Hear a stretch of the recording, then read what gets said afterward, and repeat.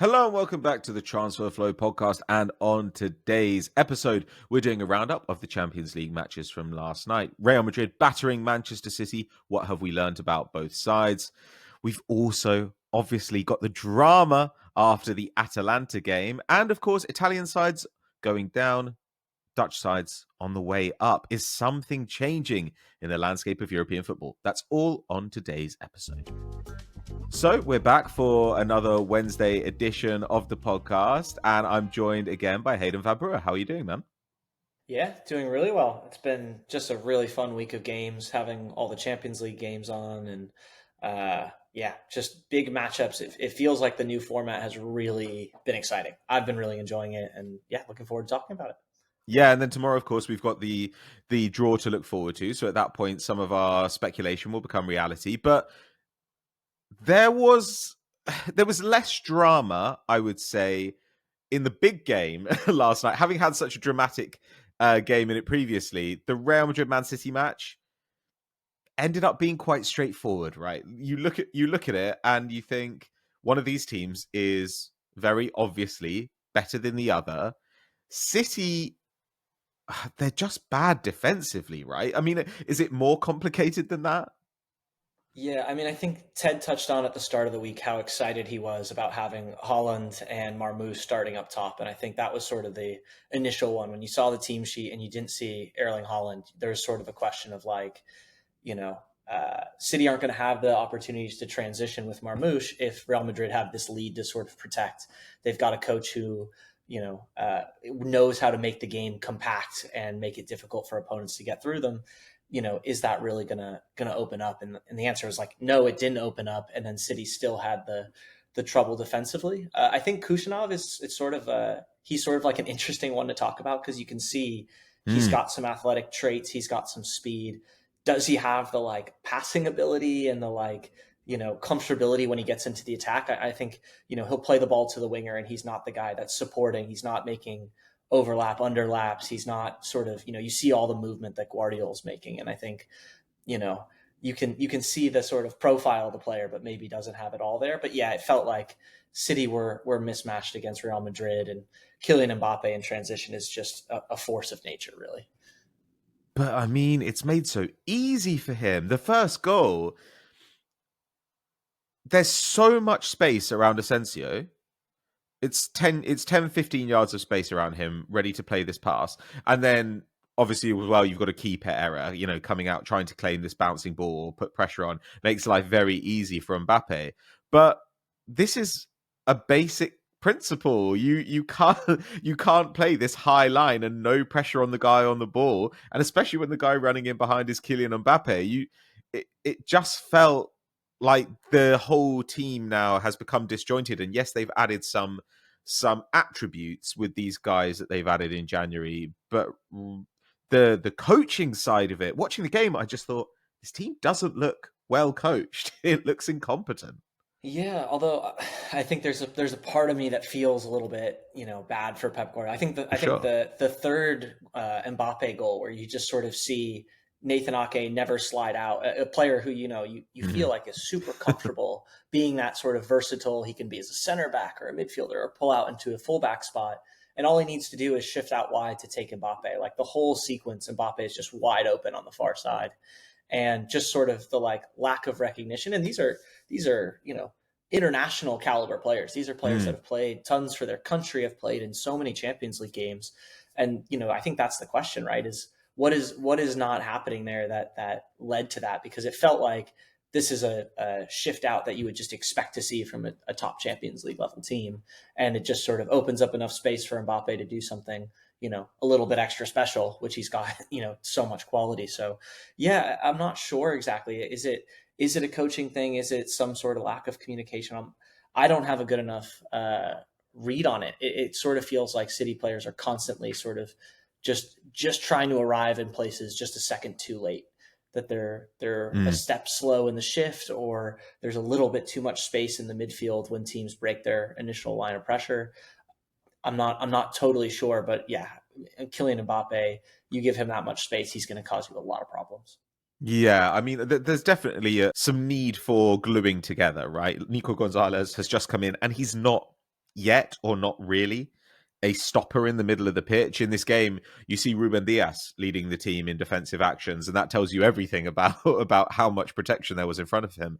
But that third goal was particularly funny because they showed a reverse angle of it, and there were three Man City players all pointing at Mbappe. Yeah. And every one of them thought that it was the other guy's responsibility. And the guy who ends up out there is Phil Foden. And okay, in the end, the shot is kind of savable. Maybe it could have been a bit better. But if that had happened 2 or 3 times, then you'd expect to concede one of them. The second goal, is more of a Mbappe magic. I think he just shows Gvardiol to the corner flag and steps inside. But that second goal, that third goal, really, the first and second, third goals rather, really did show you, I think, all the things that are going wrong with Man City at the moment.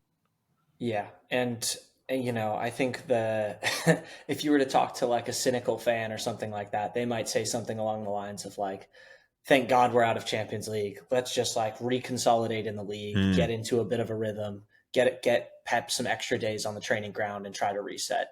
The flip side is Real Madrid maybe needed a bit of this. I think the narrative for this team going into the game was that they're short staffed at the back a little bit. And Asensio sort of stepped up to the plate in a really big way.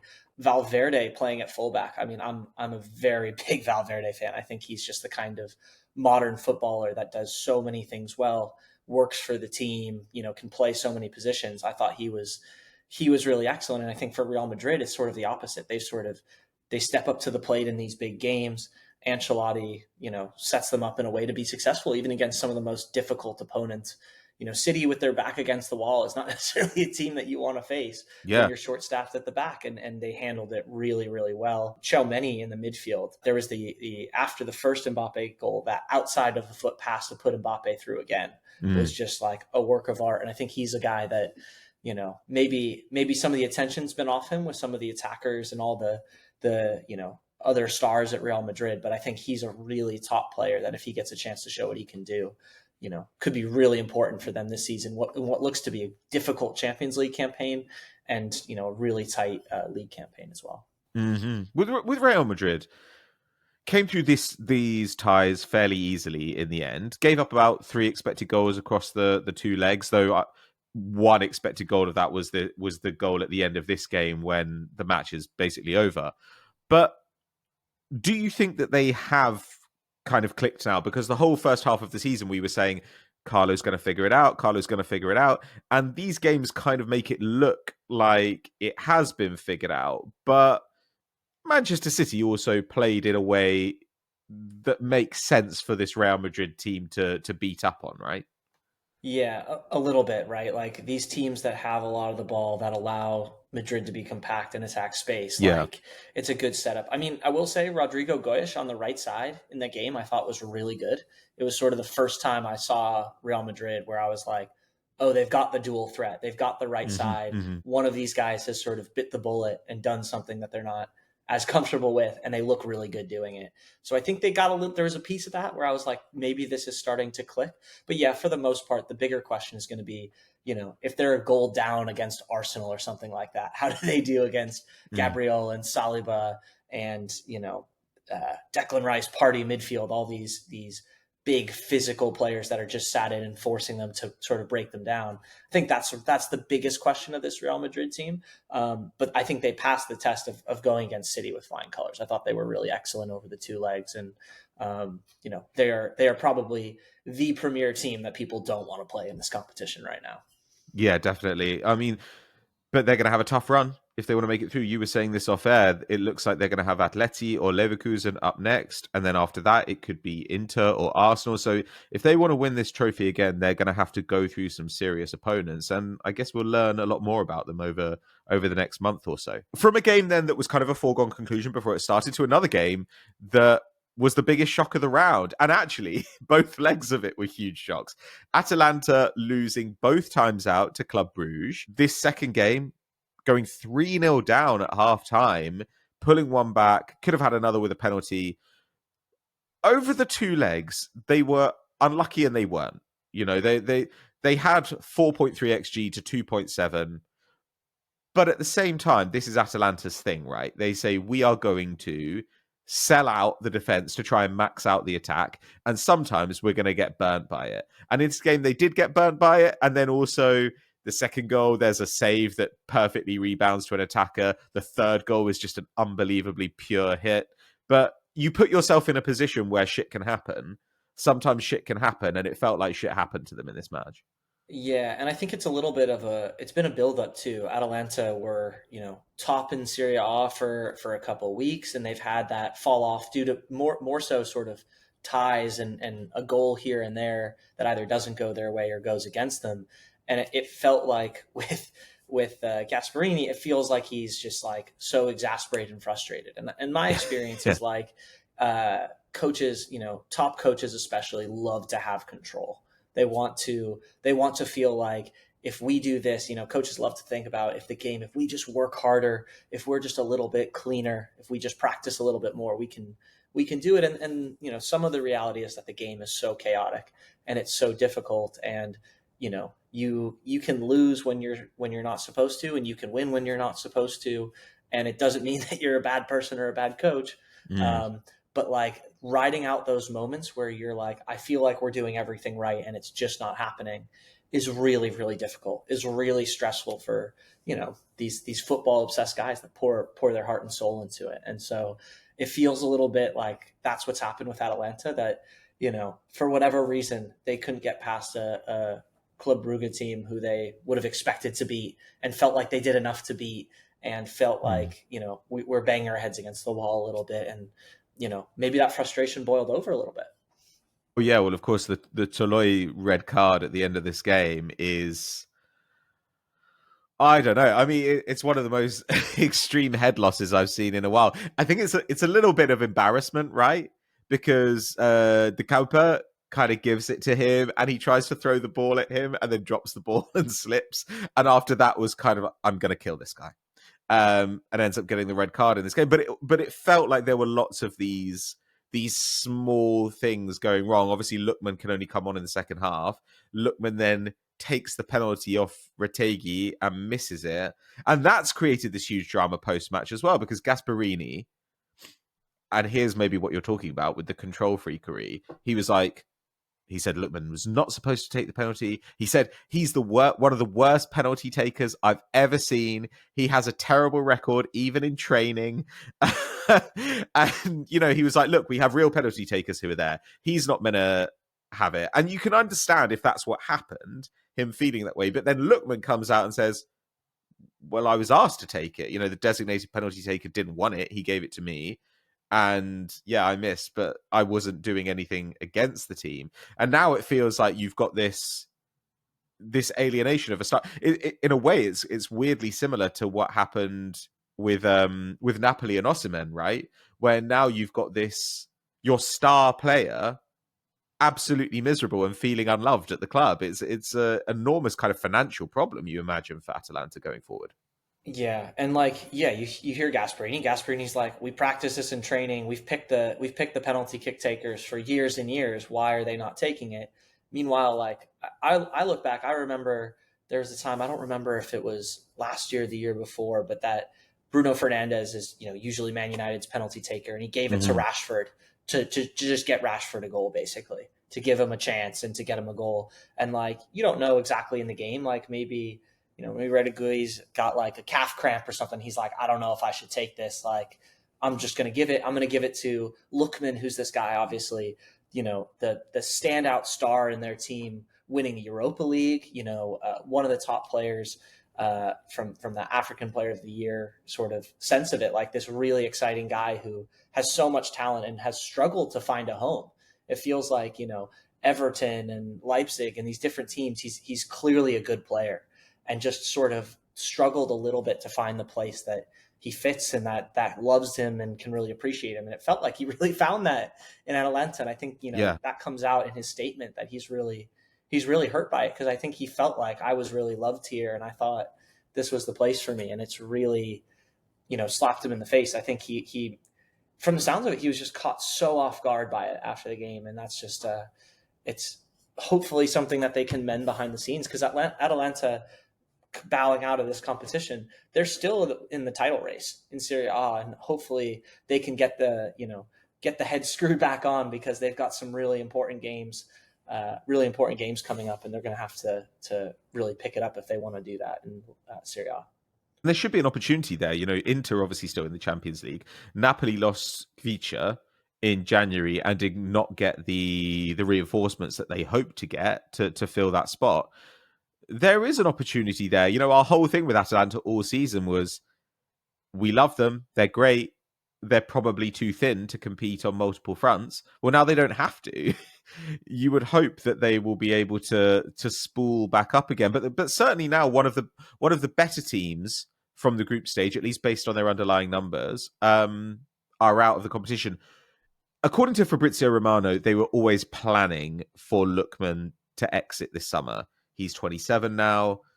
I think they probably think we can sell him to an English club because he's got homegrown status and it's a good time. He's been pretty astonishing this season. 15 goals and 6 assists in 1,800 minutes across the league and the Champions League, and really pops for basically everything you could want him to. Dribbling, ball carrying, shots, expected goals, even defense. He's a great zone mover. Is there anywhere that you think would be a natural home for a player like him, or do you think that it also kind of feels like Serie A has been kind to him? He never quite got going in Germany or in the Premier League. Serie A, the pace of it seems to work for somebody who's such a little live wire and a guy who floats between that wing and creative midfielder space. Yeah, I mean, you sort of said it in the build-up there. I think Napoli is in need of some creativity and explosiveness, and that there could be a possibility there. I was going to make the joke that the team most likely to buy him would have been Aston Villa, and they've just bought Malin and Asensio and Rashford and all these sort of wingers in as well. So not that I think he's the prime fit for Unai Emery's kind of style, but no, I think again, a team like we last time I was on the podcast, we were talking about, could Garnacho be a really good fit there? I think Lookman has some slightly different qualities, but is maybe a little bit more refined, a little bit more of a sure thing kind of guy, which maybe fits more what Antonio Conte wants to do. So I wouldn't be surprised if there was a little bit of a sniff around there.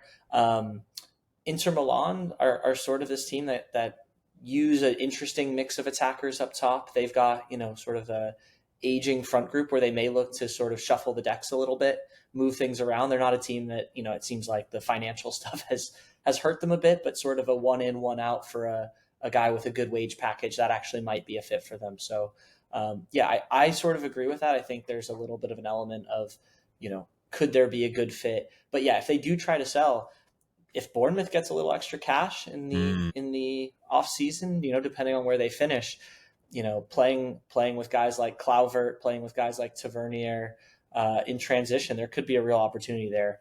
Again, maybe depending on if they keep Areola. Yeah, and I guess the landscape of the Premier League next season is so up in the air. you have no idea really what the title race is going to look like next season. Liverpool could yet lose Salah and Van Dijk. I don't expect they will, but we also should probably not expect those guys to be the same next year as they've been this year. Salah is having such a crazy season, even by his standards. Arsenal, maybe we would expect to be there because the age profile of the squad. City, God knows. Chelsea, God knows. So, yeah, he does have a Villa-ness about him. I could definitely see that. And you know what? I could also see Forest. If Forest make the Champions League, then they're going to need to add some more creativity, I think. And they're going to be stuck in this difficult position of, well, we've kind of got into this state by hiring a defending counter manager and playing defending counter really well. That will help us in the Champions League, but we're probably not going to get back into the Champions League again playing that style domestically. Lookman might give them, I don't know, more of an ability to drive upfield and settle themselves in possession. They got him in a real DM or something. I don't know. Yeah. I mean, fast English winger in terms of looking at guys like Elanga and Hudson-Odoi, and like he fits a little bit their profile. Again, a little bit older than they've done, but maybe they see that as like a investment in a little bit of stabilizing, a bit of quality, as they start to play in these, European competitions. Yeah, I think there's definitely a chance for something like that. Interesting. Okay, well, we might as well stay with Italian football, sort of. It's Italian football and Dutch football, because, you are our resident Dutch football expert. Got a couple of deracinated Dutchmen on the show today. Were you surprised to see Feyenoord and PSV advance against Milan and Juve? Because when we were making our predictions for this round of fixtures, I looked at them last night and I was like, okay, I got 5 out of 8 right. And the 3 that I got wrong were all on Italian clubs. All went out unexpectedly. Did this feel like, as somebody who watches more Dutch football, did you think, oh yeah, I can see how this happened, or did you think this should never have happened in a million years? Yeah, I mean the Feyenoord one is really the surprise, right? Like losing Santi Jimenez, sacking your coach, a Milan team that is loaded with talent, that brought in more players. I mean, regardless of sort of how much you think Kyle Walker sort of moves the needle for them at this stage in time, I think the big question to ask of AC Milan is like, are they maybe a little bit too much of a soft touch? Have they, Ted posted that they've struggled against top teams. You sort of wonder if they've got just lots of really nice ball players and just not enough of that sort of grit and nastiness in the midfield. That's sort of my take there. But I thought they had more than enough to take down Feyenoord, and I think they had more XG than them and controlled a lot of it, and there's a little element of that. But that's the one I was more surprised on. PSV have been really excellent for the last 18 months. They have been a really, really top side. They've got a pretty decent amount of depth. They've got some usual, mixes, like Luke de Jong is still their striker, which seems very surreal. Noah Lang came kind of from Ajax, went to Club Brugge, and he's sort of this like number 10 that plays out wide, but then, he's occasionally so dynamic on the ball and then occasionally feels like he's just walking around and not super interested. It's sort of an interesting mix of teams. But I think the best bits of PSV really shown. And I think fans that have been following or watching PSV would have said, like, this is a team that could give a Juventus team that's maybe in transition right now, changing formation, changing coach. They could give them some real problems. And I think they did. I think, one of the parts of the game I loved was towards the end, Johan Bakayoko coming into the game, his ball control in tight spaces, his ability to, threaten in behind and then come inside and bring other teammates in. I think PSV were excellent, and I think they were good value for the win. And whoever they end up playing next, I think it's Arsenal or Inter Milan for them next. It's not going to be, maybe the walk in the park that some of the Dutch teams have been occasionally to Europe's elite. Yeah, sure. But in this game as well, well, I guess it raises questions about Serie A, because I really like Serie A. Serie A is very, very watchable. There are loads of good coaches in it. But it's interesting that so many of these teams are able to assert their style domestically and have been unable to do it in the Champions League, right? So what we've been talking about all season with Juventus is how boring they are domestically. They've just been able to turn games into really, really dull, muddy, miserable affairs. And then in this game, it's 40 shots between the two sides, over 5 expected goals between the two sides. They just got suckered into exactly the kind of game that you imagine PSV would want to play against them. And yeah, PSV gave up some stuff on the defensive end, but created so much in attack, it doesn't matter. It feels like Bosz out coaching Motta in this way is a pretty bad sign for Thiago Motta, right? Yeah, it's such an interesting one, because usually I think that's sort of it's a challenge. You can always play slower, take your throw in slower, drop and be compact, be extra nasty, and it feels like that's it can be difficult to really speed the pace of the game up, to open a team and say, look, we're going to try to stretch it and play through you, and then when you get the ball, you have to do the exact same as we do. It's hard to incentivize teams to do that if they don't want to, but that's sort of what happened. It felt like Juventus were like, this is what the game's become. We're going to try to play, and it's not that Juventus doesn't have tools. I mean, Kolo Muani, Tim Weah, they do have athleticism and they do have the ability to try to do it, but it's not what they've done all year and it's not what they're comfortable with. And yeah, I think if you were to say, how does this fixture work out for PSV winning? You would have said the games open up, Veerman and Schouten in the midfield have some really good passing ability. They've got some threats up top. Luke de Jong can be, win some headers and get them a few extra possessions up the field. and they end up with just a goal or two more than Juventus. That's basically how it played out. And I think, the Malta coaching that we were familiar with at Bologna and have seen at Hmm. Juventus all year. I don't have a perfect answer as to why that happened. I don't know if that's the pressure of the game or this sort of feeling, maybe perceived feeling of superiority. But I think the game turned into exactly what Bosz would have wanted as a win condition. Do you think that Bosz has improved?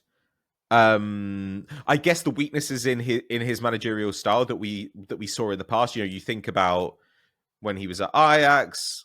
I remember that Europa League final, obviously against Manchester United, which really felt like it encapsulated his problems. And then during his time in Germany, again, it felt like his teams were often a bit naive and quite open through the middle. There was a sort of Wengeriness to some of his sides then. Now, do you think it's that the talent helps cover for maybe weaknesses in his managerial style, or do you think he has developed past those earlier problems?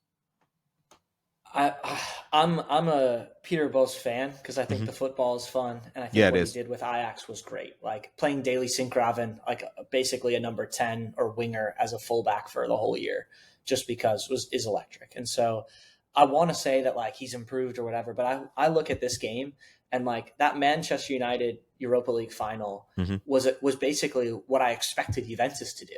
I expected them to be resilient and difficult, and then just have enough quality with a Kolomwani, Vlahovic, something like that to score a goal, keep PSV to very little, and then sort of see out the game. And so I don't know how much of that is like, you know, I don't know how much of that is Bosz really has figured it out and now is doing this week in and week out. Because back in the league right now, PSV's actually been on a run where they've been kind of stalemating games, Mm. dropping points, and they've let Ajax into this title race. An Ajax team that sort of is rebuilding, an Ajax team that has had a pretty tough last year to 18 months, and now all of a sudden Farioli has a chance at winning the title in his season with Ajax, and I think that sort of gives me hesitancy on the Bosz has really figured it out and he's Mm. destined for a Premier League or a top job next.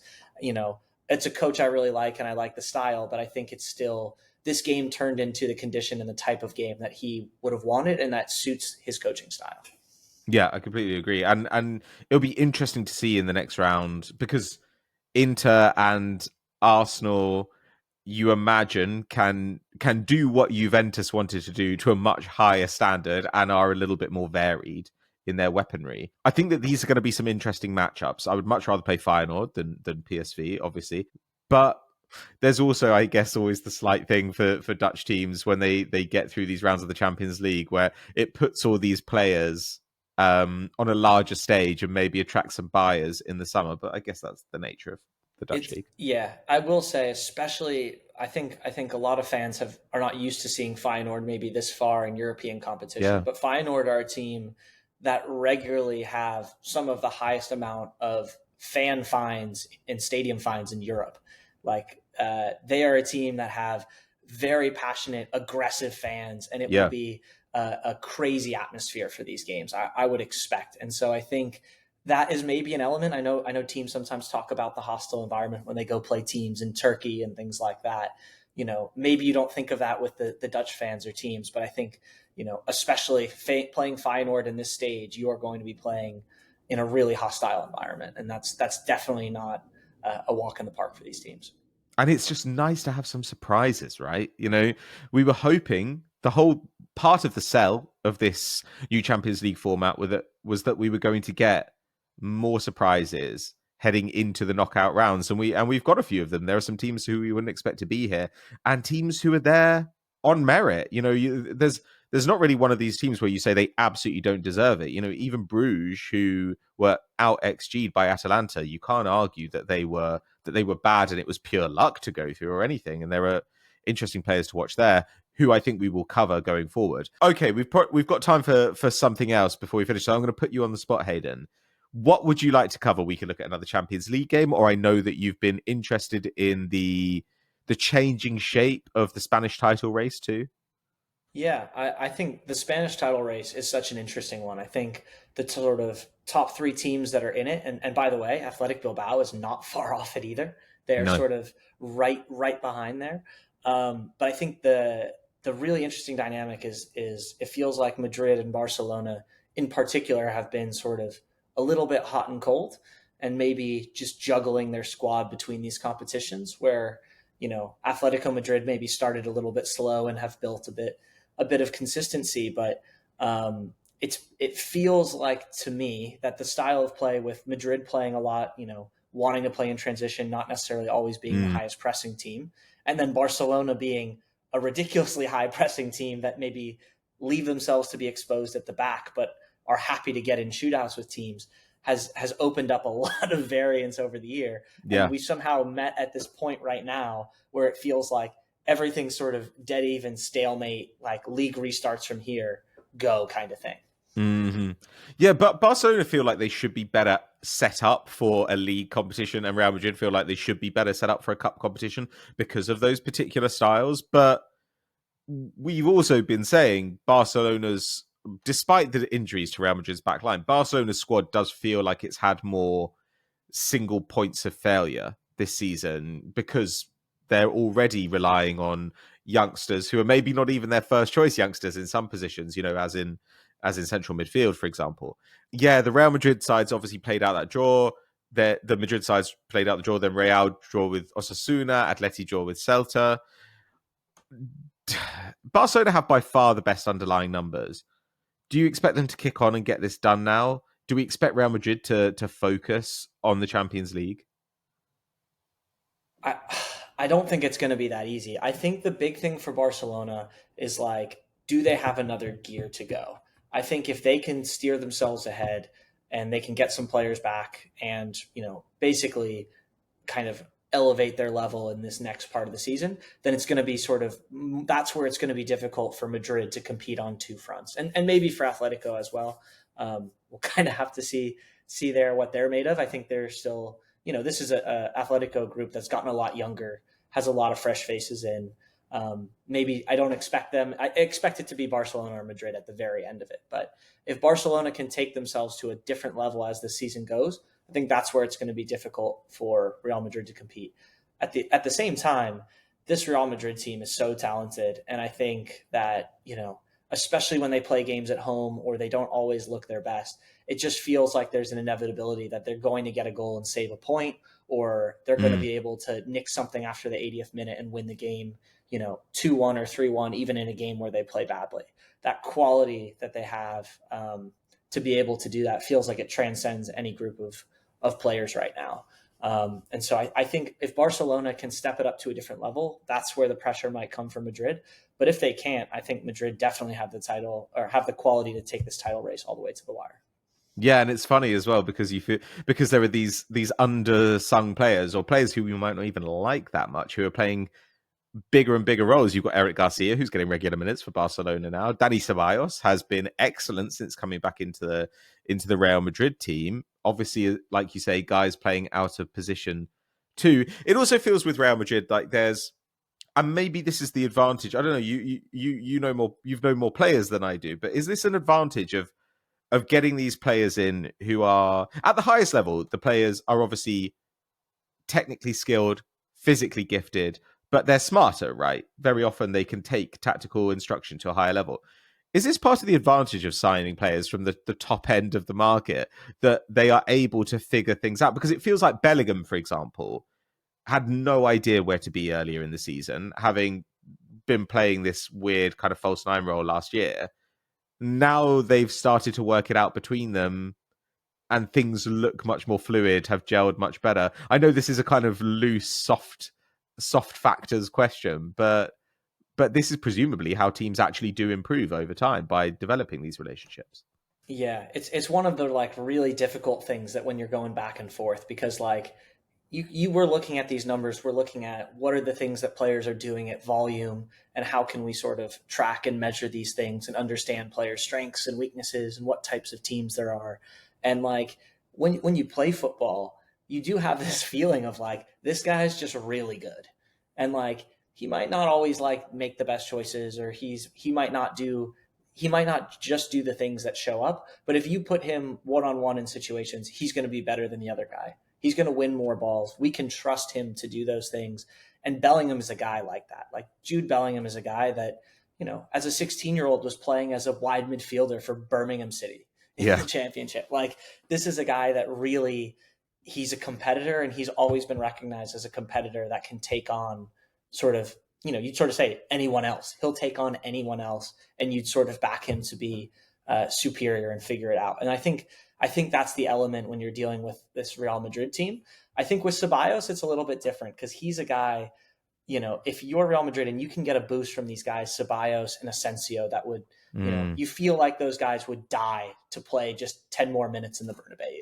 Like Ceballos was out at Arsenal. He's playing Arsenal in the Premier League, and you feel like this extra level of, responsibility and pride when he's playing for Real Madrid. It feels like, and that gives the boost, hopefully, to the team, because these guys that are so talented at problem solving, these guys like, Mbappe, Vinny, Jude Bellingham, Rodrigo Goyes, hopefully it gives them that little extra boost, right? These guys are making so much money and there's so much pressure on them, but they see a guy like Ceballos who goes out there and is willing to do whatever it takes for this team.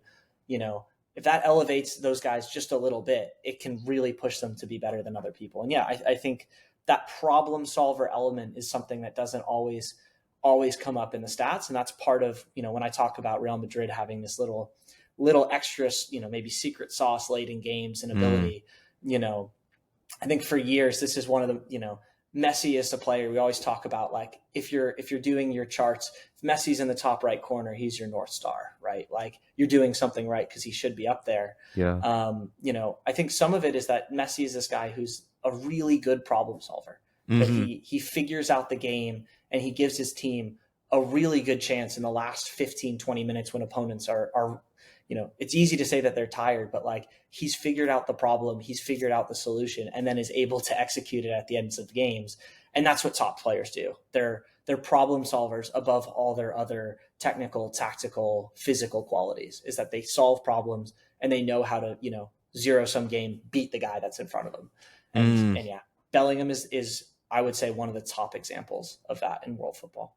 Obviously, we're talking about that highest level here, but just, have you ever worked with a player who has some version of this ability where you were surprised by what they saw that maybe you might not have seen? Yeah, I think so. I think that's one of always the interesting things when you talk to different players is like you definitely can get that feeling of like, wow, the game.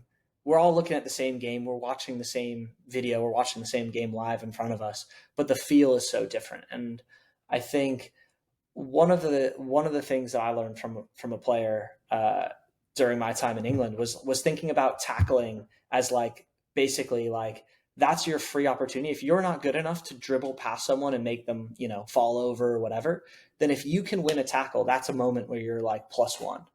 And so he would sort of talk about the game as like, where are the duels that I can win or that my teammates can win or whatever? Where are the duels that we can win where we can then like, that's where we're +1. So what are the passes we need to make?